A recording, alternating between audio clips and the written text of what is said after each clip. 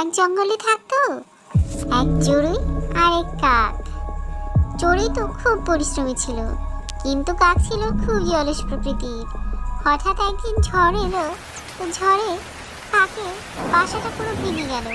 কারণ কাক বাসা তৈরি করেছিল খুবই নড়বড়ে করে, আর ওদিকে চড়ুই খুব পাকাপোক্ত করে ঘরটা তৈরি করেছিল গাছের মূলে। ঝড়ে তো কাকের বাড়ি ভেঙে গেল। এখন ও কি করবে?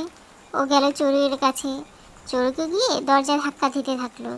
বলল, চড়ুই বোন, দরজা খোলো, শীতে আমি পুরো ভিজে যাচ্ছি, একেবারে বৃষ্টিতে আমার গা ঝমঝম করছে, দরজা খোলো চড়ুই বোন। চড়ুই তখন ওর ছেলেকে গোসল করাচ্ছিল।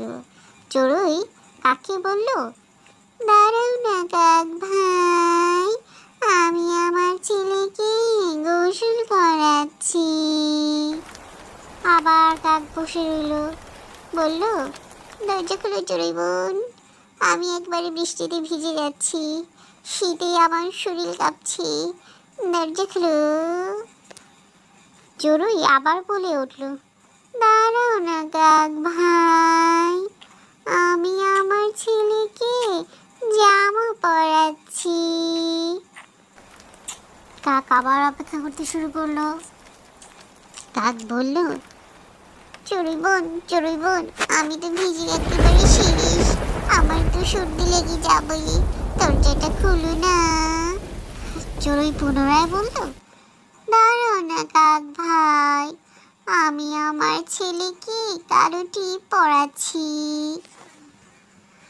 তারপর এসে চড়ুই দরজা খুলে দিল। কাক ভিতরে গেল। চড়ুই কাককে বলল, কাক ভাই, তুমি আমার ছেলেকে একটু দেখো, আমি এখনই গোসল সেরে আসছি। কাক তার ভেজা শরীর শুকাতে থাকলো। এমন সময় ও রান্নাঘর থেকে আসা সুন্দর একটা ঘ্রাণ পেল। ঘ্রাণ পেয়ে চলে গেল রান্নাঘরের দিকে।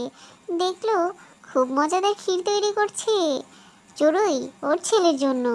গরম ক্ষীরে লোভ সামলাতে না পেরে খেয়ে ফেললো কাক। তারপরে চড়ুই গোসল করা শেষে এসে দেখে সব খেয়ে ফেলেছে। ওর মেজাজ এতই খারাপ হয়েছে, একেবারে চড়ুই উনুনের আগুন দিয়ে একেবারে কাকের লেজে ধরিয়ে দিয়েছে। ওর লেজ পুড়ে গেল। আর কাক কান্না করে বলতে থাকলো, চড়ুই পনির ক্ষীর খেয়েছি তাই আমার লেজ পুড়েছে, চড়ুই পনির ক্ষীর খেয়েছি তাই আমার লেজ পুড়েছে, জ্বলে গেল গো, পুড়ে গেল গো, আর থাকবো না এখানে।